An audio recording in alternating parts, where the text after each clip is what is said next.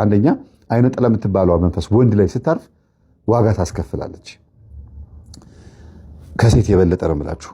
በእርግጥ እኩል ሊሆን ይችላል፣ ግን እንደኔ ግን እዚህ ጋር ሳየው አስቡት፣ ይሄ ልጅ ከእህቶቹ መካከል አድጎ ሁሉ ነገሩ ሴት ነው። ለግብረ ሰዶም በጣም ቅርብ የሆነ ልጅ ሆኖ የኖረው ግብረ ሰዶም እንደሆነ ስለማያውቅ እንጂ አጋጣሚ ሆነ ይሄን የሚያውቁ ወንዶች ቢያጋጥመው ኖሮ እንደዛ ነበር የሚሆነው። መንፈሷ የምትለፈልፈው እንደዛ ብላ ነው። ሊወስደው ነበር ወደዛ፣ ቀስ እያልኩኝ ላንፏቅቀው ነበረ። ሁለተኛ ነገር ደግሞ ወንድ ልጅ ላይ አይነ ጥላ ሴት ዛሬ ጥላ ስትቀመጥ ሽንት ቤት ሲቀመጥ ደም አይደል የሚያስቀምጠው? ይሄን ነገሩን እያየ እንዴት ከሴት ጋር ተኛለሁ፣ አልጋ ላይ ሻናለሁ፣ እንደዚህ ሆናለሁ፣ በዚህ እድሜ አልጋ ላይ መሻና ከሆነ እንደገና ደግሞ እንደዚህ አይነት ችግር ካለብኝ ሴት እንዴት ነው የምቀርበው? እንዴት አቀፊያት አድራለሁ? አልጋው በስብሶ ርሶ ነው የሚገኘውና ትስቅብኛለች ብሎ ስለሚያስብ ወንድ ልጅ ከሴት በጣም ብዙ ጊዜ ርቆ ሸብቶ አርጅቶ እንኳን አያገባም። እናቱ ጋር ቁጭ ብሎ ታቅፎ ነው የሚኖረው። በቃ ከእናቱ ጋር አብሮ ያረጃል። የዝሙት ስሜቱን የዝሙት ፍላጎቱን ግን ሄዶ ሴተኛ አዳሪ ጋር ወይም ደግሞ ያለ አዳር የሌለበትን ዝሙት ፈጽሞ ይመጣል። ሾርት ነው የምትሉት። እና እንደዚህ አይነት ነገሮች ውስጥ የሚገቡት ብዙ ጊዜ ሳይወዱም መጠጥ የሚጠጡ ምናምን ሌላ ነገር ውስጥ የሚገቡት እንዲህ አይነት መንፈስ ያለችባቸው ናቸው። ወደ ግብረ ሰዶም የምትወስደው ሴት ዛር ናት። ሴቶችንም ሌዝቢያን የምታረግ ያለ እድሜያቸው ገና በ15 ዓመታቸው በ14 ዓመታቸው ድንግልናቸው እንዲወሰድ የሚያደርገው ይሄ ወንድ ዛር አይነ ጥላ ነው። እንደ ስንት እናቶች ይነግሩናል እኮ እንደው በብዙ ሃይስኩል በብዙ ቦታዎች ላይ ኤሌመንተሪዎች ላይ ሴቶቹ ድንግልናቸው ብዙም የለም ይባላል። ያው አላየንም፣ ግን ከሚታየው ሁኔታ አንጻር መገመት አይከብድም። ከእኔ ከምክር አገልግሎትም በዙሪያችን ከምንሰማው አንጻር እንደው በጣም ያሳስባል ነው። ቢኖር ደስ ይለናል። ልጆቻችን ንጽህናቸው ቢጠበቅ በስርዓት ካሳደግናቸው ይሆናል። ግን የአንዲት ቀን ስህተት እነሱ ከፍቅረኛቸው ጋር ወይም ከክላስ ጓደኛቸው ጋር የሚያደርጉት ነገር የሚሰማቸው ያን ስሜት ብቻ ነው። በየትምህርት ቤቱ በየጥጋጥጉ በየቦታው በሸትሸት ሲሉ ምናምን የሚያደርጉት ነገር የሚታያቸው። ግን የድንግልና ክብር ትምህርት ቢሰጥ ድንግልና ምንድነው ክብሩ ተብሎ ትምህርት ቢሰጥ በእውነት ምናልባትም ደናግላን ማህበር ይከፈትና ሴቶች እዛ ማህበር ላይ በመግባታቸው ኩራት ሆኖ የሚታይበት ጊዜ ይመጣል ብዬ አስባለሁ። የድንግሎች ማህበር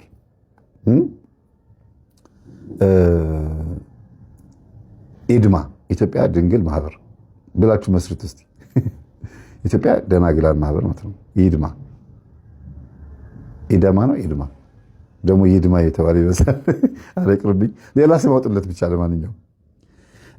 ለማንኛውም እንደው ንጽህናን በተመለከተ ሴቶች ንጽህናቸው እንዲጠብቁ አነጋገራቸው፣ ስነ ምግባር ቤት ውስጥ ሲገቡ በር አንኳኩተው መግባት እንዳለባቸው፣ እናትና አባት እያወሩ እየተከራከሩ ልጆች መሀል ጣልቃ መግባት እንደሌለባቸው፣ ወደ መኝታ ክፍል ሲገባ ስርዓት መማር እንዳለባቸው የሚያሳይ የሆነ አንድ ነገር ቢከፈት ጥሩ ነበረ። ከልጅነት ጀምሮ ሴትነት ምንድነው፣ ወንድነት ምንድነው፣ ሴት ልጅ ባህሪዋ ምን ይመስላል፣ ወንድ ልጅ ባህሪዋ ምን ይመስላል፣ ይሄንን ስልጠና የሚሰጥበት የሆነ ኮርስ ቢኖር ጥሩ ነበረ። አሁን ይህን ኮርስ ብንሰጥ ደግሞ ብዙ ነገር ይፈጠራል። ግን እንደው የሆነ አጋጣሚ ቢፈጠር ደስ ይለኛል። አልችልም ይሄንን ማድረግ፣ ሁሉ ነገር ውስጥ መግባት ከባድ ስለሆነ ማለት ነው። በዚህ ነገር ላይ ፐርፌክት የሆኑ መምህራን ሊኖሩ ይችላሉ፣ ስነ ጾታ ላይ ጀንደር ላይ የሚያስተምሩ። ግን መንፈሳዊ የጀንደር ትምህርት ቢሆን ነው የምመርጠው። ደግሞ ዓለማዊ ላይ ከባድ ነው የሚሆነው። ወንዱን ወንድ ነው ወይስ ሴት ብሎ መጠየቅ ይጀመራል። ዓለማዊ ሲሆን ደግሞ እንዴ እኔማ ወንድ ነኝ ሲል አይ ሴት መሆንም ትችላለህ መብት ነው እሺ ብለው ልጁን ወንድነቱን እንዲጠራጠር ሊያደርጉትም ይችላሉ። ሴቷን ደግሞ ወንድ ነች ሴት ሲሏት እንዴ እኔ ሴት ነኝ ትላለች። አይ ወንድ መሆን ትከፈለሽ ትችያለሽ ይሏታል። ሱሪ ለብሼ ከሆነ ካለች አይ አይደለም እያሉ ያለማመዱ ጾታን ሊያምታቱ ይችላሉ። ስለዚህ መንፈሳዊ የጾታ ትምህርት፣ የስርዓተ ጾታ ትምህርት፣ የስነ ምግባር ትምህርት፣ የንጽህና ትምህርት መርሃ ግብር ቢዘጋጅ እንዴት ጥሩ ነበረ መሰላችሁ። በጣም በጣም በጣም ወሳኝ የሆነ ነገር ነውና ይሄንን ያነሳሁት ለምንድን ነው? በዛ ውስጥ አይነ ጥላንም ልናገኛት እንችላለን። ጸበል ተጠመቁም ይባላል። አይናፋርነት የሚባለው ነገር በራሱ ችግር ስላለው አይን አውጣነትም ችግር አለው፣ አይናፋርነትም ችግር አለው። ሁሉ ነገር በመጠኑ ሲሆን ደስ የሚለው እና ከቤ ወይም ወንዳ ወንድ የሆነች ሴት በራሱ ወንድ አይነ ጥላ ያለባት ሴት በራሱ ችግር አለ።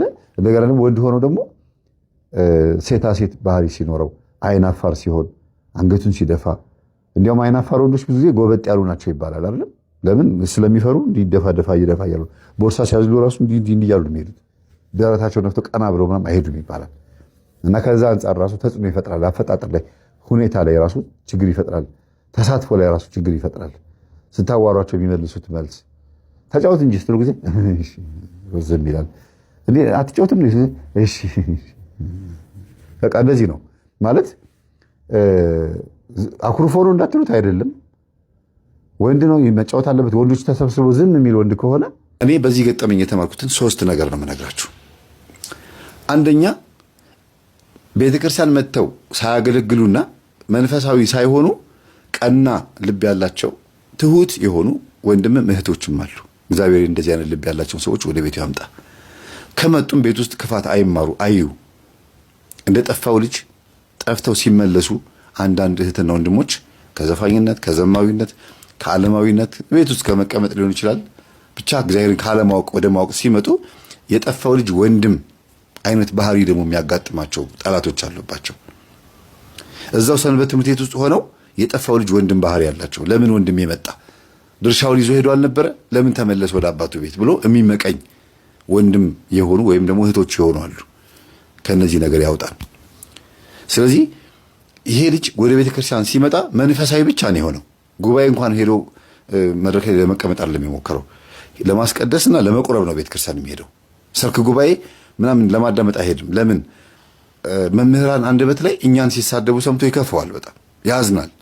እኔ ህይወቴ እንዲቀየር ይሄ ሁሉ ቤተሰብ እንዲጠመቅ ቅዱስ ቁርባን እንዲቀበል የረዳኝን ትምህርት ሲነቅፉ መስማት አያስችለኝም ማለት እና በጣም ነው የሚያዝነው። ታቦት ቆሞ እንኳን ራሱ ታቦቱ ገብቶ እስከሚወጣ ድረስ ስብከት ሲሰብኩ ያዳምጣል። እግዚአብሔር ሆይ ይቅር በላቸው ክፉ ነገር ከተናገሩ ብሎ መጀመሪያ ቀድሞ ሰባኪው እግዚአብሔር እንዲምረው ይሄ ልጅ ይጸልያል ማለት ነው። በማያገባቸው ገብቶ የሚሳደቡ ስንት ሰው የሚድንበትን ትምህርት ማለት ነው። ስንት ሰው ለቅዱስ ቁርባን፣ ለመንፈሳዊ ሕይወት፣ ለጾም፣ ጸሎት፣ ስግደት ቤቱ እንዲባረክ እንዲቀደስ እኔና ቤቴ እግዚአብሔር እናመልካለን እናንተ ግን የምታመልኩትን ምረጡ ብሎት ማነው መጽሐፈ ኢያሱ 15:3 ይመስለኛል ላይ ያለውን ቃል በተግባር የፈጸሙ ሰዎችን ማበሳጨት ማለት በጣም መረገም ነው። ይሄ ሰባኪም ሆኖ አገልጋይም ሆኖ እና ይከፋኛል አለ። ከዛ ውጭ ግን ይሄ ልጅ በጣም ትሁትና ትዕግስተኛ በመሆኑ በጣም ተምሬበታለሁ። በጣም ሁለተኛ ደግሞ እናትየዋ የነገሩኝ የልባቸውን ቢሆንም አጠቃላይ ሙሉ ዝለጋቸውን ቢናገሩም ዛሬ ላይ ያሉበት ህይወታቸው ግን በጣም ያስተምራል። ምን ብትሉ ቤቱ ሙሉ በሙሉ ካርታው ምናምን በሱ ስም መሆኑን ሲሰሙ አንገታቸው ተሰበረ፣ ልባቸው በጣም አዘነ። ይሄ ሁሉ ነገር የበደልንህ ባዶ እጃችን ሆነን ነው አሉት። አንድ ሁለተኛ ነገር ደግሞ በአንተ ስም ሆኖ ነው የታገስከን አሉት። አዎ አለ። ነገራቸው፣ አሳያቸው።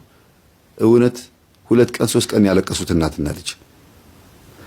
ባልየው ወይም የልጁ አባት ብልጥ እንደሆነና ልጁ ከንቱ እንደሆነ የማይረባ እንደሆነ አባት እያለ ነው ሰካራም የነበረው። አስቡት። የማይረባ እንደሆነ አይቶ ነው ለዚህኛው ይሄን ሀብት ያወረሰው። ልቤ የሚነግረኝ ሀብት ንብረቱ በአንተ ስም እንዲሆን ነው። ለአንተ ይሁን አይደለም ያለው፣ ሀብት ንብረቱ በአንተ ስም ይሁን፣ የፈቀድከውን አድርግ ልጄ፣ ክፉ አይደለህም ያለኛል። እና እኔ ልቤ ክፉ እንዳልሆነ ያወቁት አባቴ ነግሮኝ ነው የሚለው፣ አላቅም ነበር ነው የሚለው።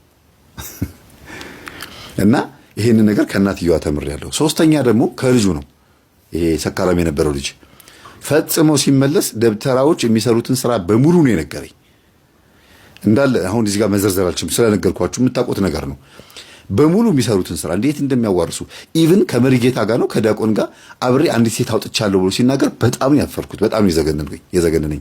ያስተማረኝ ነገር ግን ምንድነው? እንዴት ተንኮል እንደሚሰሩ ቤተክርስቲያን ውስጥ እንዴት አድርገው እርስ በርስ እንደሚያጣሉ እንደሚያፋጁ የቅባት እምነት ተከታዮችም እንዳሉና እሱም የዛ ቤተሰብ ልጅ እንደሆነ በተወሰነ መልኩ እየተረዳ መጥቷል። ትክክለኛ ቄስ ቢሆኑ፣ ትክክለኛ ካህናት፣ ትክክለኛ መሪጌታዎችና ዲያቆናት ቢሆኑ ኖሮ እንዴት በዚህ ልክ የቤተ ክርስቲያን ጠላት ይሆናሉ አለ። ምን አረጉ ስለው ሙሉ በሙሉ እኮ የቤተ ክርስቲያንን ብር የሚበሉ ናቸው። ሙሉ በሙሉ ህዝቡን የሚናጠቁና ከእግዚአብሔር ቤት አውጥተው አስማተኛ የሚያደርጉ ናቸው አለ። አይገርማችሁ? ለዚህ ምልክት የሚሆነው ይሄ ሰውዬ ነው። ቤተ ክርስቲያን በወንበዴዎች ተከባለች፣ ቤተ ክርስቲያን በጣም ከባድ ችግር ውስጥ ነች ብሎ የሚናገረው ይሄን ሰው ስሙት። ታቦት አቁሞ 3 ሰዓትና 4 ሰዓት የሚለፈልፈው አለቃው ወይም ደግሞ በጣም በዚህ ጉዳይ ላይ የተካነው ሰው አምጥቶ አውደ ምሕረት የሚያስነፈረው ለመመለስ 1 ሚሊዮን ብር ተከፍሎ የበጣ ስልጣን እንዴት ማለት ካለ ምን ግዴ ልትመልሱ ጸሐፊው ለምን ሲመልስ ለምን ፈቀደ? ብሩ ለመመለስ አማራጭ የለም። ሂሳብ ሽቡ ለመመለስ፣ ቁጥጥሩ ለመመለስ፣ ገንዘብ ቤቱ ለመመለስ አውጥቶ ነው የመጣው። ውስጥ ያለው አገልጋይ ስለምን ይሄ ነገር የማያቃወም? እሱም ከፍሎ ነው የመጣው። ዲያቆኑ ከፍሎ ነው የመጣው፣ መለመን አለበት። ሰባኪው ከፍሎ ነው የመጣው፣ መለመን ያለበት። መርጌታው ከፍሎ ነው የመጣው፣ መለመን አለበት። ስለዚህ የኢትዮጵያ ኦርቶዶክስ ተዋሕዶ ቤተክርስቲያን ይኸውልህ አዳምጠኛለህ፣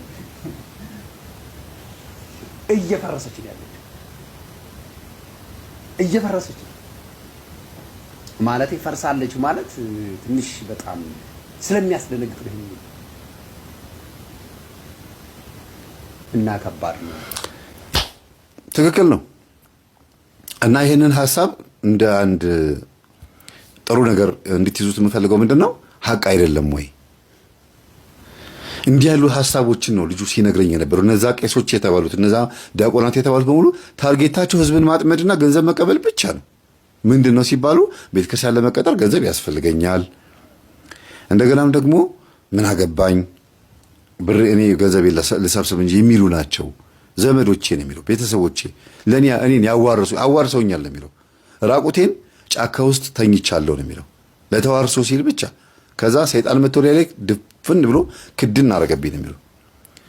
እንዲያውም ከሰላምዬ ጋር ትናንትና እያወራን ነበር። አጭር ቁመት ያላቸው ማማሲያ ወይም እስክሪብቶ የሚያክሉ ሰዎች በህልማችን ይታዩናል። ጆሮአቸው ትልልቅ የሆኑ እንደ ሎርድ ኦፍ ዘ ሪንግ አይነት ፊልም ላይ እንዳለው አይኑ የሚያስፈራው ፍጥረት ማለት ነው። እና እነዚህ አጫጭር ፍጥረቶች ኔፍሊም ይባላሉ፣ ኒኤፍሊም ይባላሉ። ኔፍሊም የሚባሉት በጣም ረጃጅሞቹ ናቸው።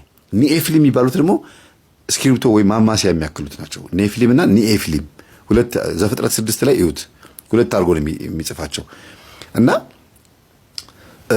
እንደዚህ አይነት ፍጥረቶችን መጥተው በመቀመጫ ይገብተዋል አለ። በመቀመጫ ከገቡብኝ ጊዜ ጀምሮ በቃ እኔ በጣም ባለጌ ነው የሆንኩት የሚለው። ደፍሬ መናገር ማልችለው ብዙ ነገር ስላለ ቺም ጫፍ ብቻ እሱ እንድናገር ይፈልጋል። እኔ ግን ሞራል የሚባል ነገር ስላለ ነውና ከዛም ጊዜ ጀምሮ ባለጌ ሆንኩ ነው የሚለው። እነዚህ ፍጥረት መጥተው በመቀመጫ የገቡ ባፌም የገባብኝ ነገር አለ፣ የሚበርር ነገር በጣም ጥቂት የሆነ ትንሽ ነገር መጥቶ ባፌ ገብቶብኛል የሚለው። ሌሊት በተከታታይ 7 ቀን እንደገና በአመቱ ደግሞ 3 ቀን ጫካ ውስጥ አድሬያለሁ ነው የሚለው። ብቻዬን ነው ራቁቴን መጥቶ ማለት መጥቶ እንዲገናኘኝ እንዲያቅፈኝ እንዲዋረሰኝ ሰይጣን እንፈልገው ነበር አለ። ታዝዤ ነው ከዚህ ክልል እንዳትወጣ ተብዬ ታጥሮብኛል የሚለው። ሌሊትም ቀንም እራወጣለሁ፣ እርመሰመሳለሁ ምናምን። ከዛ እንቅልፌ ሲመጣ እዛው ጫካ ውስጥ ተኛለሁ። ጅብ እንዳያገኘኝ ታጥሯል። ከዛ ውጪ ግን ለተዋርሶ ተብሎ የተዘጋጀ ቦታ እንደሆነ ያስታውቃል። ደብተሮች ያዘጋጁት ቦታ ነው። እናንተ ጅብ አይገባም፣ አውሬዎች አይገቡም። ግን ሰይጣን ያው ድንበር አይከለክለውም፣ ግንብ አይከለክለውም። መጥቶ ላይ ያርፍብኛል። ከዛን ቀን ጀምሮ የምፈልገውን ገንዘብ ላገኝ እችላለሁ፣ ወይም የምፈልጋት ሴት ላገኝ እችል ይሆናል። ግን ህይወቴ ጤነኛ አይደለም፣ በጣም ቆሻሻ ሰው ነበርኩ ነው የሚለው። እና ይሄ ልጅ ግልጽ በመናገሩ ብዙ ወጣቶችን እንዳስተምር ምክንያት ሆኗል። ይቺን ቃል በመናገር ብቻ የሆነ ነገር አልገባችሁም? በመቀመጫ የሆነ መንፈስ ገባብኝ፣ አጭር ቁመት ያለው ገባብኝ ብሎ ሲናገር ወደው አይደለም። አንዳንድ ሰዎች ስለ መንፈስ የሚያወሩት የእኛ ትምህርት ባያዳምጡም አንዳንድ ጊዜ ስለ ኤሊያን ስለ ምናምን ስለ ተለያዩ ነገሮች ሲያወሩ ስማቸውን ኤሊያን ብለው ስም ቢያወጡለትም እኔ ግን ዛር መንፈስ ነው የሚለው። ኤፍታህ ተስፋ ስላሴ የሚለው ዩቲዩብ ላይ ኤሊያኖችና መናፍስት ብዬ ያስተማርኩት ትምህርት አለ። እሱም ገብታችሁ በደንብ አዳምጡት። እንዴት የዛር መንፈስ ኤሊያን እንደሚሆን፣ ኤሊያን የዛር መንፈስ እንዴት እንደሚሆን አብራርቼ ያስተማርኩት ትምህርት አለ። ሊንኩን ከስራ አስቀምጥላችኋለሁ በኮሜንት ላይ። በዛ ሊንክ ገብታችሁ ማዳመጥ ትችላላችሁ። እግዚአብሔር ከረዳኝና ካስታወስኩ ሊንኩ ላይ አስቀምጠዋለሁ። ካልሆነ ግን ኤፍታህ ተስፋ ስላሴ የሚለው ዩቲዩብ ላይ ኤሊያኖች እና እርኩሳ መናፍስት የዛር መናፍስት ብዬ ያስተማርኩት 2 ተከታታይ ኤ እና ቢ ትምህርት አለ። እንግዲህ እነዚህን ትምህርቶች ተምሬያለሁ። የበለጠ ግን ሰንበት ተማሪዋ ደግሞ ከነገረችኝ 3 ትምህርት ተምሬያለሁ ካልኳቸው 4ኛ በጨምር እንኳን ብዬ የማስበው ሰንበት ተማሪዋ መምህር ሰንበት ተማሪ ሆኜ ትምህርታችሁን ስለጠላሁ ይቅርታ ስትለኝ ለራስሽ ይቅርታ አድርጊ አልኳት። እኔ እባክህን ይቅር በለኝ ብለሽ ለራስሽ እኔ ብለሽ ራስሽን ይቅርታ አድርጊለት። ከእግዚአብሔር ጋር ያጣላውሽ እኔ ብለሽ ለራስሽ ይቅርታ አድርጊ አልኳት እና አንዳንድ ሐሳቦችን ተወያይተናል። ምንድነው በሰንበት ትምህርት ደረጃ ይሄ ትምህርት የሚሰጥ ቢሆን ኖሮ የእኛን ትምህርት ባይቃወሙ ኖሮ እነዚህ ሰንበት ተማሪዎች የእውነት ነው የምላችሁ እያንዳንዱ ወጣት እያመጣው ሰንበት ትምህርት ቤት ውስጥ ነበረ ማጎረው። አባላት ይበዙ ነበረ። እዛ ገብተው ከበሮ መምታት፣ መዝሙር መዘመር ምናምን ሳይሆን ስነ ጽሑፍ እያነበቡ ኮርስ እየተማሩ ንስሐ አባትም እዛው እየያዙ አባላቱም እየበዙ በጣም ደስ የሚል ትልቅ ጉባኤ ይኖር ነበረ። የትም አልወስዳቸውም። አሁንም እኮ ምዕመናኑን እኮ እያስተማርን ወደ ቤተ ክርስቲያን ነው የምንልካቸው። ቅዱስ ቁርባን እንዲቀበሉ ነው የምናደርገው። ሂዱ ጉባኤ ተካፈሉ፣ ሂዱ። እነሱ ቢሰድቡንም ሂዱላቸው፣ ችግር የለውም። እኛ የምናመጣችሁ ከዓለም አይደል? እናንተ የምትቀበሉት እኛ ነው። ምን ሰዳችሁ ወዴት ነው? ወደ ቤተ ክርስቲያን አይደል? አዎ በቃ ወዴት ወሰድናችሁ? የት አዳራሽ ሰበሰብናችሁ? የትም። በቃ ሂዱ። ሰንበት ትምህርት ቤት መግባት የሚፈልግ ይግባ። ማገልገል ይፈልጋል ነበር የምንለው ሰንበት ተማሪዎች ባይቃወሙን ኖሮ። ግን ትምህርታችን እነሱን ቤት ገብቶ የሚበረብር ዘላንነታቸውን፣ አስመሳይነታቸውን፣ ዩኒፎርም ለባሽነት ብቻ መንፈሳዊ ሕይወትን በተግባር ያልኖሩት መሆናቸውን ስለምናጋልጥ አይወዱንም፣ አይፈልጉንም። ስለዚህ እግዚአብሔር አምላክ ክፉን ዘመን አሳልፎ ደጉን ዘመን አምጥቶ በሰንበት ትምህርት ቤት ደረጃ፣ በጽዋ ማህበር ደረጃ፣ በትልቅ ማህበራት ደረጃ ይሄ ትምህርት የሚሰጥበትን ዘመን ያምጣልንና ምዕመናን አሁን እኮ ተደራሽ የለኝም ብሰበስብ ወጣቶችን ያው ሰበሰባቸው ከቤተ ክርስቲያን ግቢ አወጣቸው ነው የሚሉት። የትን ሰብስባችሁ?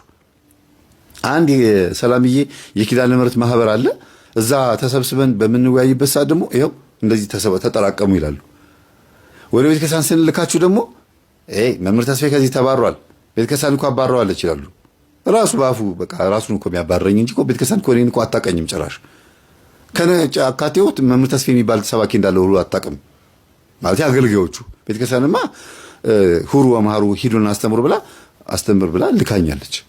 መምህሮኛለሁ እግዚአብሔር ይመስገን። ያው ስንት ፍሬ አፍርቻለሁ እግዚአብሔር ይመስገን። ግን እኛ ሂዱና ሰንበት ትምህርት ቤትም ንስሐ አባት የሚያሱንላቸው አንዳንዱ ቄስ የብር ሀብል አምጪ፣ የብር ቀለበት እንደዚህ አድርጊና ያው ነገር ላድርግልሽ፣ ችግር የለውም የእናትሽ ስም ማን ነው? አንቺ ስምሽ ማን ነው? አባቶች ሰንበት ተማሪዎቹ ደግሞ ክፉ ክፉ ነገር ስለኛ የሚነግሯቸው እንደው ቢያንስ ልከውልናል ብለው እንኳን በጎ ትምህርታችን ባይደግፉትም ተቀብለዋቸው ምን አለ ኮርስ ቢያስተምሯቸው ምንልካቸውን ሰዎች።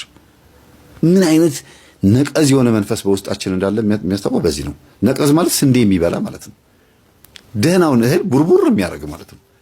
ደህናው እህል ሊበላ ጆንያ ውስጥ የተቀመጠውን እህል ሊሆን እኔ አሁን እንጀራን ከበላሁት በኋላ እንጀራው እንጀራ አይባልም እኔ ሆኗል። የእግዚአብሔርም ቃል እነዚህ እኛ ተማሪዎች ውስጥ ያለው ቃል ገብቶ ስጋው ደግሞ ተቀብለዋል አይደል? የተቀበሉት የእኛን ስጋና ደም አይደለም፣ የክርስቶስ ስጋና ደም ነው። ሄደውን የተቀበሉት እዛው የእኛን ቸርች የሚባል የለን፣ የእኛ ቤተክርስቲያን የሚባል የለን። እናንተው ጋር መጥተው ነው የሚቀበሉት። ከዛስ እዛው እህል ሊሆኑ ስንዴ ሊሆኑ መልካም ምግብ ሊሆኑ ለክርስቶስ መልካም ዘር ሊሆኑ ስንልካቸው ነቀዝ ሆናችሁ ገብታችሁ ስንዴውን ትቦረቡሩታላችሁ። ለዚህ ነው ክርስቶስ ሲያስተምራቸው ሐዋርያትን የወይኑ እርሻ ባለቤት የስንዴ እርሻ ባለቤት እንዲህ አላቸው፣ ማንን ክርዳዱን ዘራው ብለው ሲጠይቁት ጠላት መጥቶ ሌሊት ዘራው ይላል። ሌሊት ማለት ሌሊት ነው፣ ጨለማ ነው፣ አሳሰብን የሚያሳየው። ምኑን? እንክርዳዱን። በምን መካከል? በስንዴ መካከል። በመልካም ወንድሞች መካከል ደግሞ እንክርዳዶች አሉ። እግዚአብሔር ልቦና ይስጣችሁ። ክፉ ለምታስቡ ሰንበት ተማሪዎች፣ በእኛ ላይ መጥፎ ነገር ለምትናገሩ ሰንበት ተማሪዎች እግዚአብሔር ልቦና ሰጥቷችሁ ለስጋው ደግሞ ያብቃችሁ። አጋንንት እናንተ ላይ ያለውን አጋንንት ደግሞ አስወጥቶላችሁ የእኛን ትምህርት እንድትረዱ ደግሞ እግዚአብሔር ይርዳችሁ። በቃ ሌላ ምንም አይደለም። የምታገለግሉት ታቦት ልቦና ይስጣችሁ እና እህታችን መልእክት አንድ ቀን መታ በዩቲዩብ ላይ እንደምታስተላልፍ ቃል ገብታልኛለች። ሙሽሪት ማለት ነው። እግዚአብሔር ስሙ የተመሰገነ ይሁን። ደህና አደሩ። እንደው መፍትሄ ፍለጋ ጠንቋይ ቤት የሚሄድ ነገር አለ። ቤት ውስጥ መካደምም አለ። ቡና ፍልቶ መለማመንም አለ። ኦርቶዶክሳውያን ይሄ ኮተት አያጣንም። የሚገርማችሁ የፈለገ ማተብ ያሰረ ክር ያሰረ የፈለገ እንደው የቄስ ዘር ነኝ ብሎ የሚያስብ ቢሆንም በህይወት ዘመኑ ወይ በዛኛው በኮኮ ቆጠራ በደብተራው በኩል ወይ ደግሞ በባዕድ አምልኮ በዚህ በጨሌው ባቴቴው በምናምኑ ምናምን በኩል የሆነ ኮተት አያጣንም። እናንተ በጣም የሚገርም ነው። እንዲያውም በፊት 90% ኦርቶዶክሳውያን እንዲህ አይነት ችግር ያለበት ነው ብዬ እየደመደምኩ ነው የመጣሁት። ፐርሰንቱን ጨምሬዋለሁ። 95% እያልኩኝ 100% ድል ትንሽ ነው የቀረኝ። እንደው ዛሬማ በጣም የገረመኝ አንድ የምትወዷቸው ታዋቂ ሰባኪ ብቻ ሳይሆን ትልቅ አባት ናቸው የምትሏቸው ህዝብ የሚወዳቸው አባት እናታቸው በአዳም ዛር የሚያመልኩ ጨሌ የሚያመልኩ የነበሩ መሆናቸውን ታሪካቸውን ስሰማ እንዴት ነው እንደዚህ መሆኑን እያወቁ ለምንድን ነው የሚቃወሙን?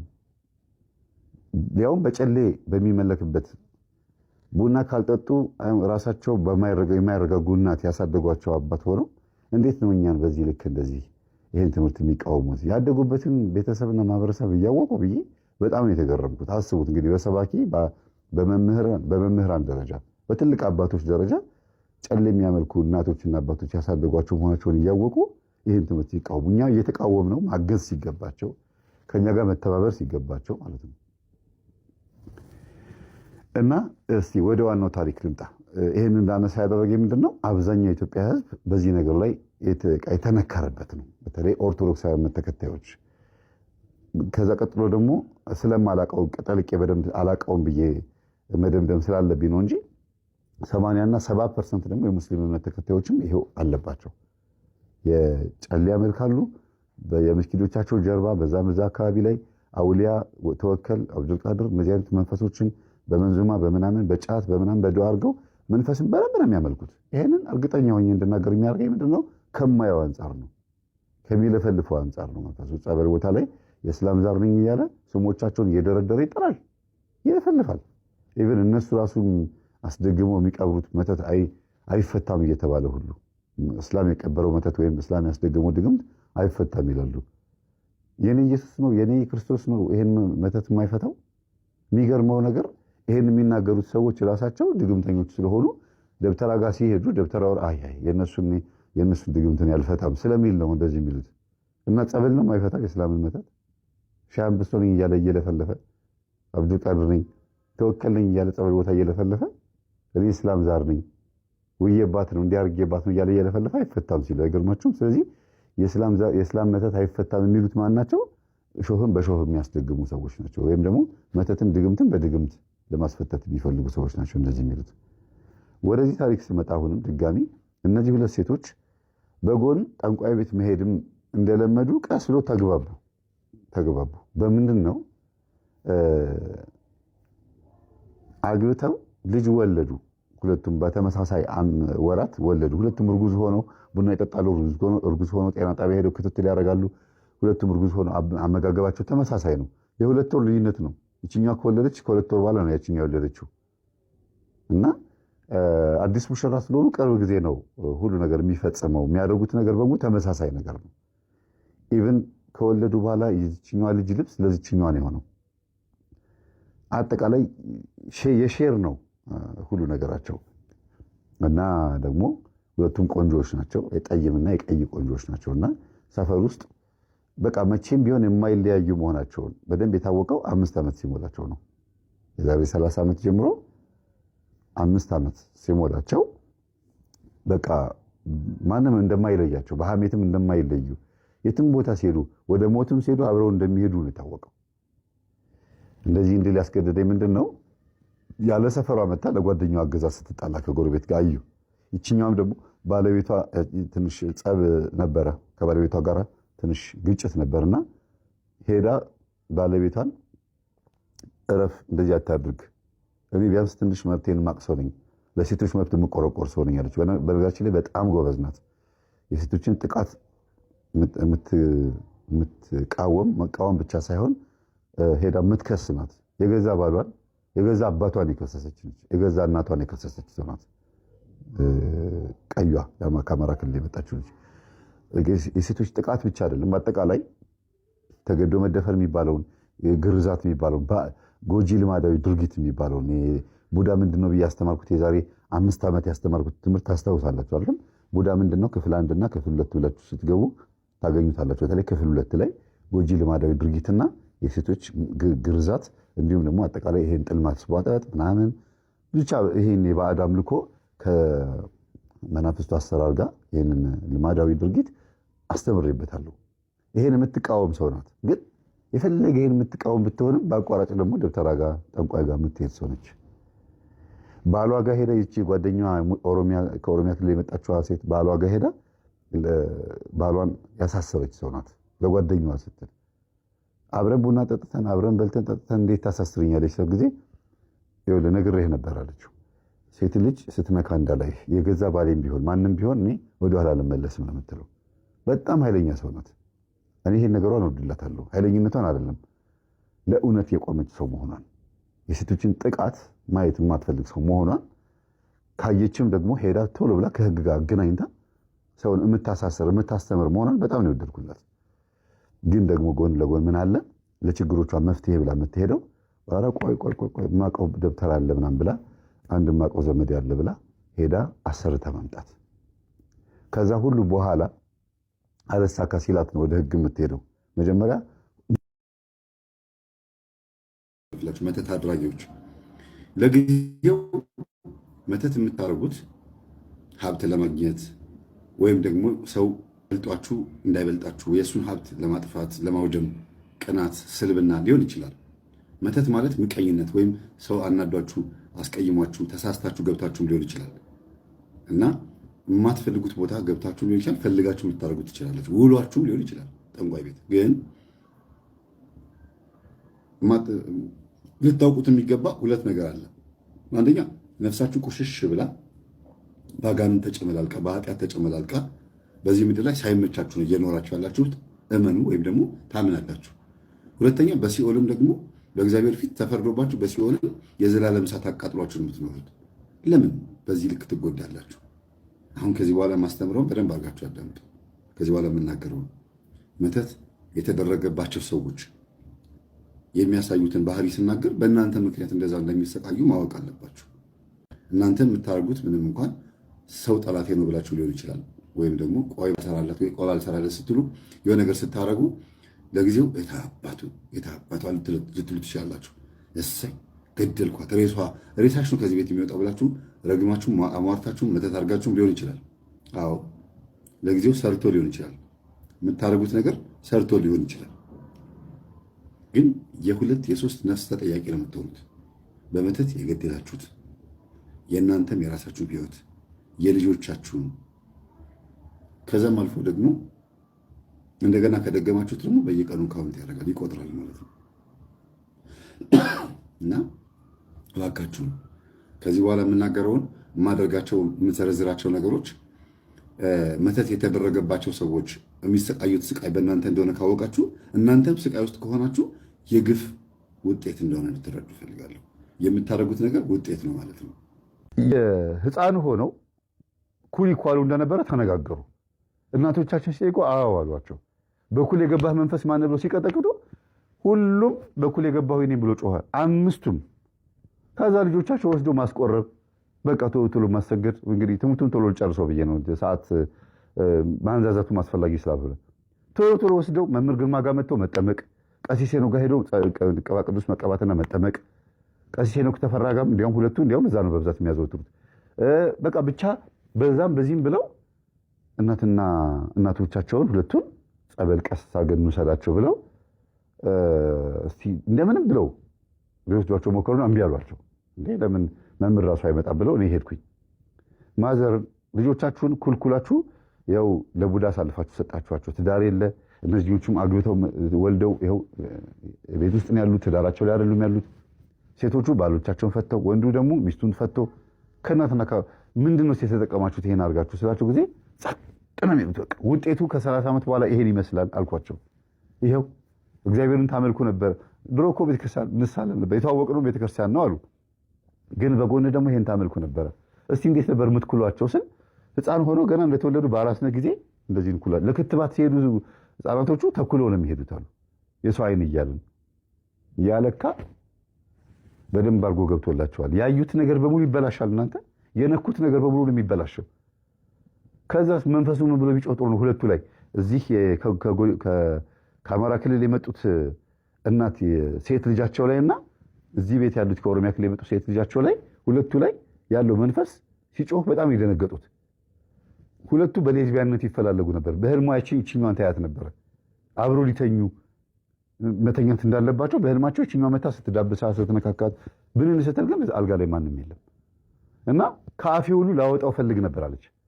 እኔ ካንቺ ጋር ተኝቼ እኮ ስደባብስሽ ምስልሽ አይችሽ ነበረ ምናምን እየተባባሉ ሁሉ በህልማቸው ያያሉ። ይሄንን በአፏ ልታወራ ጥቂት ነበር የቀራቸው በሌላ ኃጢአት ሊያለማምዷቸው።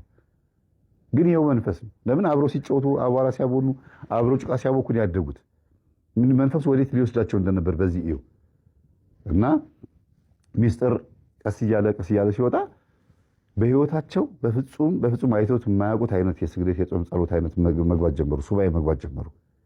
እንደዚህ አይነት ነገር አይተናናቅም። ኦርቶዶክሶቹ ጭራሽ ክርስቲያን ተሳልሞ የማያውቁም። ጴንጤዎቹ ጴንጤ ስለሆነ ነው ትላላችሁ። አሁን በእምነት ማን በለጧቸው? ጴንጤዎቹ። ለምን? መጽሐፍ ቅዱሳዊ እውቀት አላቸው የተወሰነ እና ማስተማር ጀመሩ። እነዚህኞቹ እሺ እያሉ ትምህርት እያዳመጡ ምን እያሉ እየጾሙ እየጸለዩ እየሰገዱ የቡዳ መንፈሳቸውን ሁሉም ተቆጣጠሩት ከአንዷ በስተቀር። ያንኛዋ በጣም አስቸገረ። ለምን? ፈረቀሳም ሲሄዱ የደብተራ ጋር ሲሄዱ እሷ ነው አንጠልጥሎ ይዟት ሄዱ። ትታመም ነበር በልጅነቷ። ለክፋት ነው ዛሉ አመድ የሚደፋበትና ዶሮ ሲታረድ የሚወረወርበት አንገቱ የሚወረወርበት ቦታ ላይ ልጅቷ ቁጭ ብላ ቃቃ ስትጫወት መጥቶ ለከፋት ነው የሚሉት። እና አዳርዬ እባክህ ልጄን አትልከፍብኝ እንደው እባክህ እያሉ የራሄሉ መንፈስ ይለማመኑ ነበር። ግን ልጅቷ ልትድን አልቻለችም አንደኛዋ ልጅ ላይ እና ቡዳው እኔ ነኝ ያስኳት እያለ ይጮሃል። የእሷ መንፈስ ብቻ አልያዝ ብሎ በጣም አስቸገረ። አላወራ ብሎ ልግም አደረገ። መጀመሪያ ግን ጮሆ ነበረ ያልኩኝና የቅዱስ ዑራኤል ጸበል በምን ይታወቃል? የእውቀት መልአክ ነው ብያቸዋለሁ። ብዙ ጊዜ ከአይምሮ ጋር የሚሰራው ብያቸዋለሁ። ግን በሌላ ብዙ ሰው የማያውቀው ቅዱስ ዑራኤል በምን ይታወቃል? እንደዚህ ልግም የሚያደርግ አላወራ ብሎ ይሁን ድፍን የሚያደርግ መንፈስ ካለና የሆነ ያደባ ተንኮል ያሰበ መንፈስ ካለ የዑራኤልን ጸበል አጠጡት። ሚስጥሩን ይገልጠዋል ይባላል፣ ያስወጣዋል፣ ያናገረዋል ይባላል። ከዛ የዑራኤልን ጸበል ሄጄ ራስ የ5 ሊትር ጀሪካን ቀድቼ አምጥቼ በቤት ውስጥ ሳረገው ፈነዳ፣ ቀውጤ ያረገው። ከዛ ለካ ሚስጥሩ ምንድነው? መስተፋቅር ነው። የምን መስተፋቅር ነው? እሷን ሊያገባ የሚፈልግ ሰው እዛው ጎረቤት አለ። ሊታወቅበት ስላልፈለገ ነው። ጸበል መሄዳቸውን መጠመቃቸውን ያወቀ ሰው ነው እና ወጣት ነው። በእርግጥ እና ደንግጦ ፈርቶ ነው። እኔ እኮ በቃ ይቅርታ አድርጉልኛል በኋላ ስሙን ጠርቶ ስለጮኸ ና ብዬ ያንተን ስም ጠርቶ እየጮኸ ነው እና አይዞህ ንስሐ ግባ እንዴት ባናቱ መንፈስ ትልካለህ አልኩት። እንዳልጋለጥ አለኝ። ታዲያ እግዚአብሔር ጋር ነው እንጂ ሄደህ መለመን ያለብህ እንዴት ሰይጣን በሰይጣን ትልካለህ? አፋን ዝጋ እንዲህ አድርጋት እንዲህ አይባልም ነውር ነው አልኩት። ሁሉን ተናገር እንዲህ አለኝ። አዎ አልኩት። ከዛ ተቀላቀለ። 6ኛ ደግሞ ተቀላቀለ። አብሮ መጸለይ ጀመረ። ስለምትወዳት ነው አይደል? ችግር የለውም መንፈስህን ካባረክ ጓደኛዋ ልትሆን ትችላለህ አልኩት። ደነገጠ ቤተሰብ በሙሉ። መምህር እንደዚህ ተንኮል እያሰበበት ተንኮል እኮ አላሰበም። ስለሚወዳት ነው መስተፋቅር ያደረገው። መስተፋቅሩ ሰይጣን መሆኑን አላወቀም። ሰይጣን መሆኑን ካወቀ በኋላ ደግሞ መስተፋቅር መንፈስ ውጣ ከኔ ብሎ ከእሷ ላይ ውጣ ብሎ ይጸልያል። ከዛ ሁለቱ ከመንፈስ ነፃ ሆኖ ደግሞ ይጋባሉ። ምን ችግር አለው አልኳቸው። ደነገጡ። እንደዚህ ማድረግ አልመሰላቸውም። ፈራ ተባየሩ። አሁን ማህበር ውስጥ አለ፣ ቤተሰብ ውስጥ አለ፣ አብሮ ይጸልያል። ግን አንድ የሆነ መጥፎ አዝማሚያ ካየንብህ መጥፎ ነው ወደ ራስህ ነው የምንመልሰው ብለውታል። ኧረ እኔ እንደዚህ ነገር አላደርግም ብሎ አሁን ትምህርት እያዳመጠ ነው። በህፃንነታቸው ኩል ተኩለው ውጤቱን አያችሁ። ህፃናት ሆነው ኩል አትኳሏቸው የሚባለው ለዚህ ነው።